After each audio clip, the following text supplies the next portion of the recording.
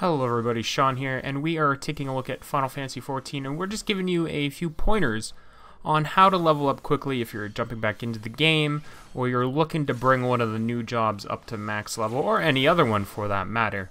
And we're going to split this up into two different sections. So if you're trying to get to level 60, if you're trying to do the 1 to 60 grind, the absolute fastest way is through Palace of the Dead. Now, if you don't have Palace of the Dead unlocked, it's a very simple quest that you can start in Quarry Mill after completing a little bit of the main story.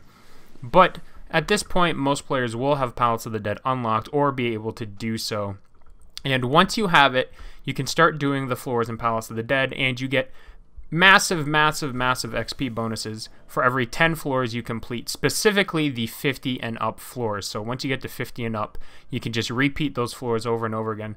The XP is so good, in fact, that for every 20 floors of Palace of the Dead you do, you will basically gain 1 level. It is the absolute fastest way to level all the way to 60, but you can, of course, mix it up. You can do your daily roulettes, you can do some fates and other things here or there to kind of break up the grind. But if you are looking to get the most XP per hour, the absolute fastest is through Palace of the Dead, but only until you reach level 60, at which point things change. So once you hit level 60, things change up a little bit, and there are a few methods to leveling up quickly. The first, of course, is Fates. Fates get a huge bonus in the post-60 areas. However, the caveat with Fates is that you need groups to complete them. If you're doing them by yourself or there's just a couple people, the Fates are going to go by so slowly that the XP per hour just isn't going to add up to the same amounts that you can get elsewhere.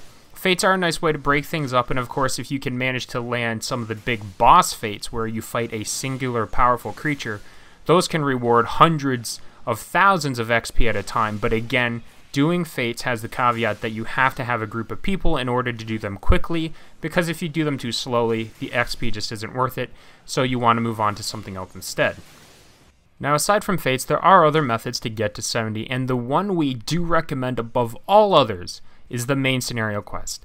The main scenario quest will give you more than enough XP to cover the 60 to 70 grind, at least on one job. And since so much of Stormblood's content is locked behind the MSQ anyways, it is definitely the preferred method to getting to 70, at least the first time. Now, once you're at 70 on your first job and you're deciding to take a second one to 70, what do you want to do? Well, there's a bunch of methods that you can go about doing so to get to 70 on another subsequent job. Fates obviously work. You can also do PvP, do the front lines. Every time you complete a PvP match, you'll get around 600,000 to 700,000 XP. It's not the best way to level up, but it is quite enjoyable, and of course you're earning PvP currency at the same time. You can also do dungeons. The Stormblood dungeons give a ton of XP for completion. If you throw on some free company and food bonuses on top of that, you're going to be getting hundreds of thousands, maybe even millions of XP per dungeon if you can sneak in some first-time bonuses, or if it happens to be your daily roulette. But those are the main methods of leveling up currently in Final Fantasy XIV Stormblood. Hopefully this helps you out to cover that 1 to 70 grind and make it a little easier for you. I thank you all for watching, and we'll see everyone next time.